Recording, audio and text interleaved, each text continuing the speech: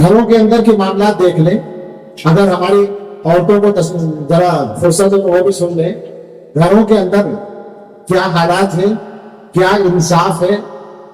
کسی بھی گھر میں 99% گھروں میں، اچھے اچھے دیندار گھروں میں بہوؤں کے ساتھ انصاف نہیں ہوتا۔ جو اپنی بیٹی کے لیے چاہتے ہیں بہو کے لیے نہیں چاہتے۔ بیٹے اور بہو میں کوئی بات ہوتی ہے تو ہم ہمیشہ بہو کے خلاف ہیں، بیٹے کے ساتھ ہیں، بیٹا صحیح ہے بہو غلط ہے، داماد غلط ہے بیٹی صحیح ہے۔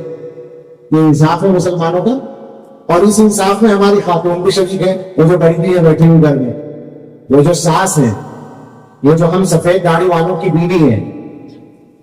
میں اردو میں بات کر رہا ہوں، کوشش کرتا ہوں کہ بات سمجھ میں آ جائے۔ میں غلط تو نہیں کہہ رہا ہوں، کوئی الزام تو نہیں لگا رہا ہوں، مجھے بتائیں مسلمان کیا یہ ناانصافی گھروں میں نہیں ہو رہی ہے؟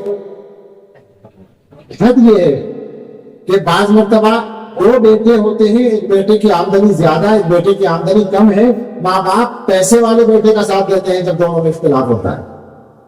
حیرت ہوتی ہے، تعجب ہوتا ہے، یہ مسلمان ہے، یہ مسلمان ہے وہ اپنی سگی اولاد میں انصاف نہیں کر رہا ہے۔ یہ کس منہ سے امید کرتا ہے کہ دوسرے اس کے ساتھ انصاف، اور کس منہ سے پھر اپنے آپ کو دیندار کہتا ہے، اچھا آدمی سمجھتا ہے۔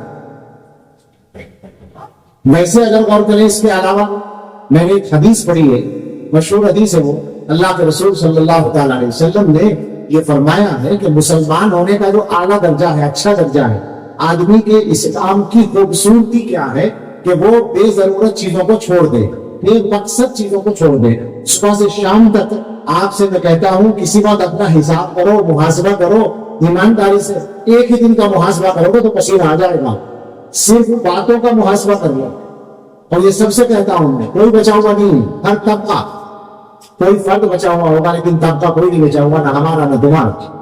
صبح سے رات تک جو باتیں بولی ہیں، ایک دن میں حساب لگا کے سوچو کہ کتنی ضروری تھی، کتنی بے ضرورت تھی، اور جو ضروری کے علاوہ تھی وہ کتنی جائز تھی اور کتنی ناجائز تھی، تو پتہ چل جائے گا کتنے پانی میں ہے، اور پتہ چل جائے گا اللہ کیا حساب لینے کی کتنی بڑی مصیبت سامنے کھڑی ہے۔